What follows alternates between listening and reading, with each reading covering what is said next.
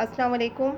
आज हमारे पास मैथ्स की रिकॉर्डिंग है और ये आपको अच्छे तरीके से पता है कि हमने आपसे बात करी थी कि देखें अब हम जो आपके ना प्लान करेंगे ना टेस्ट वगैरह, तो जो जो टॉपिक आपके हो चुके हैं उन्हीं चीज़ों को सामने रखते हुए हम आपके टेस्ट को प्लान करेंगे। लिहाजा आज मैंने जो ये मैथ्स का ज्योमेट्री हमने आपको कराई थी इसको मैंने कंक्लूड किया है और एक वर्कशीट की रिकॉर्डिंग हम आपको दे रहे हैं। इसी वर्कशीट की आपने तैयारी करनी है और इसी से ही मैं आपका लाइव टेस्ट कंडक्ट करूँगी। मैंने आपसे पहले भी कहा था कि मैं ना शॉर्ट टेस्ट लाइव क्लास में ही लिया करूँगी। तो होपफुली जब मैंने ये रिकॉर्डिंग आपकी तैयार की है तो मेरा पूरा इरादा है कि मैं जो है वो नेक्स्ट वीक के अंदर जो है वो इससे इसी ये जो वर्कशीट मैं आपको समझा रही हूँ ना अभी, बस इसी से ही मैं आपका टेस्ट बनाऊँगी और आपके इस वाले लेसन में ना यही चीज़ सबसे ज़्यादा ख़ास है। अब जैसे ये पार्ट 1 मैंने दिया है, क्वेश्चन नंबर 1 मैंने आपको दिया है, ये भी आपको आता है इसके अंदर कि आपने एंगल बनाना है प्रोटेक्टर की मदद से और फिर आइडेंटिफाई भी करना है कि कौन सा एंगल एक्यूट है, ऑब्ट्यूज़ है और राइट है।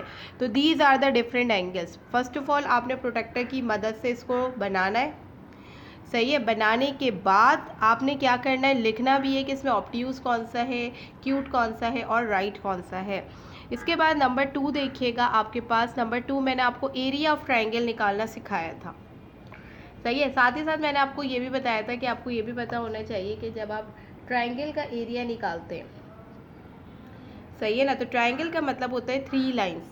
जब हम 3 लाइंस ड्रॉ करते हैं और अलग अलग मेजरमेंट लेते हैं तो एरिया ऑफ ट्रायंगल निकालने का फॉर्मूला होता है लेंथ और ब्रेथ के हवाले से। ये जो मैंने आपको बहुत डिटेल में बताया था ये इस चैप्टर में गिवन है, इस लेसन में गिवन है।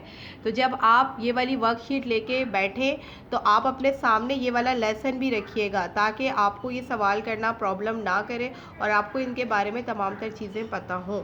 तो ये दोनों फिगर्स हैं आपकी, फिगर 1 और फिगर 2, ये सामने लिखा हुआ है। ये 9 फिट है। अगर आपको कन्फ्यूजन हो रही है समझने में तो आप मेरे रिकॉर्डिंग में बाखौर सुन सकते हैं कि ये 9 फिट है और ये 7 है, सही है ना, ये 4 है और ये 5 है। तो अब आपने इसका ना एरिया निकालना है। इसके बाद देखिए नंबर 3 पार्ट है, ये तो आपने कई दफ़ा किया है और इसकी मदद से आप value of X, value of Y या कोई भी वेरिएबल आ रहा हो, ए आ रहा है, बी आ रहा है, सी आ रहा है, डी आ रहा है, वट एवर कुछ भी आ रहा हो, आप बआसानी जो है ना x की y की वैल्यू निकाल सकते हैं। तो यहाँ देखिए वो ये कह रहा है कि आपने वैल्यू ऑफ x निकालने दिस डायग्राम के अंदर। ये डायग्राम हमारे पास बनी हुई है एक, सही है। ये फिगर मैंने आपको एक दे दी है जिसके अंदर 3x + 3, 3y - 6। अब 3x 2x + 3 किस 3x + 3 किसके बराबर है, 130 के। तो इस वाले सवाल के अंदर आपने वैल्यू ऑफ x निकालना है इस डायग्राम की मदद से, जबकि नीचे वाले पोर्शन में आपने वैल्यू ऑफ y निकालना है लेकिन इसी डायग्राम या इसी फिगर की मदद से। यानी यहाँ पर y की भी वैल्यू गिवन है ना कि 3y - 6 इसके बराबर है हमारा 50 के। तो आपने इसी फिगर से एक सवाल में वैल्यू ऑफ x निकालना है और दूसरे सवाल में वैल्यू ऑफ y निकालना है। फिर आ जाए हम यहाँ पर क्वेश्चन नंबर 5 की तरफ। यहाँ पर भी देखें इन्होंने 2 लाइंस आपको जो है वो ड्रॉ करके दी हैं और 2 लाइंस ड्रॉ करने के बाद आप देखिएगा कि वो ये कह अब यहाँ देखें इन्होंने सिर्फ और सिर्फ, आपको पता है ना कि हमारे वर्टिकल एंगल्स क्या होते हैं और एडजेसेंट एंगल्स क्या होते हैं।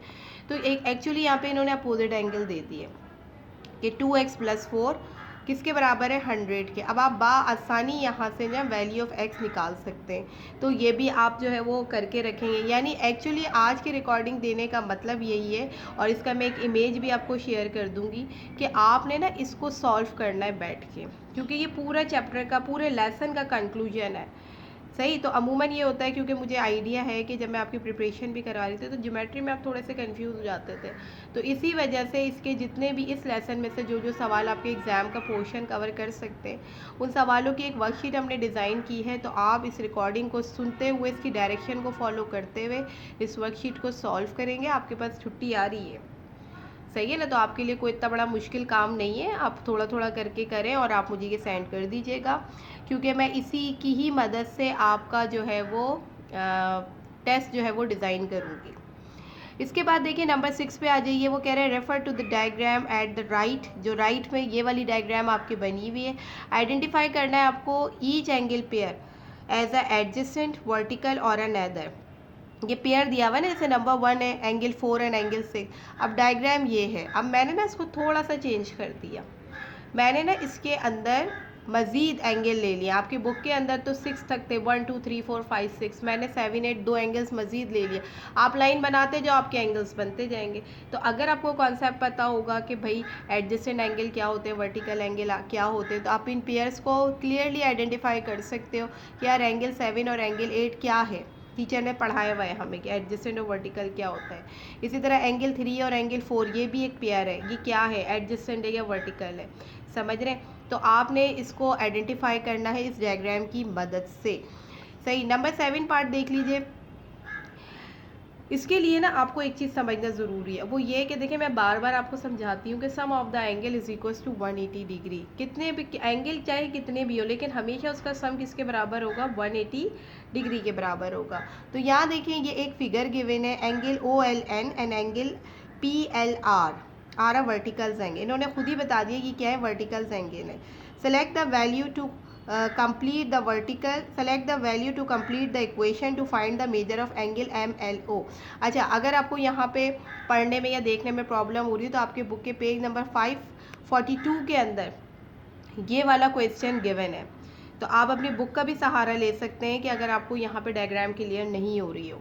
तो यहाँ मैंने एक डायग्राम बनाई है और डायग्राम की मदद से यहाँ देखिएगा, आपको मैंने ये बोला कि आपको ये पता चल गया कि यहाँ देखें, आप ये देखें, ये आपको नज़र आ रहा है एक्स, ठीक है। और ये क्या है हमारा, आपको पता है ना राइट एंगल तो क्या होता है, एल शेप हमारा 90 डिग्री होता है। अब यहाँ इन्होंने एंगल हमें दे दिया 60, तो 90 में से आप 60 निकालो तो अनदर एंगल आपका क्या होगा, 30 डिग्री का। इसी तरह आपको 102 दे दे और आपको अच्छे तरीके से पता है the sum of the angle वो किसके बराबर होता है, 180 डिग्री के बराबर होता है।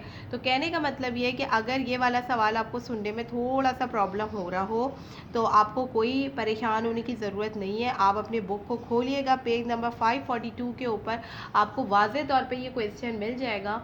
तो ये भी आपने सॉल्व करके मुझे भेजना है। अगर इसमें किसी भी किस्म का कोई प्रॉब्लम आता है, कोई मुश्किल आती है तो उसको आप सर्कल कर लीजिए और जैसे ही मैं आपसे लाइव कांटेक्ट करूँगी आप मुझसे वो पूछ लीजिएगा। लेकिन आपने ये वर्कशीट सॉल्व ज़रूर करनी है।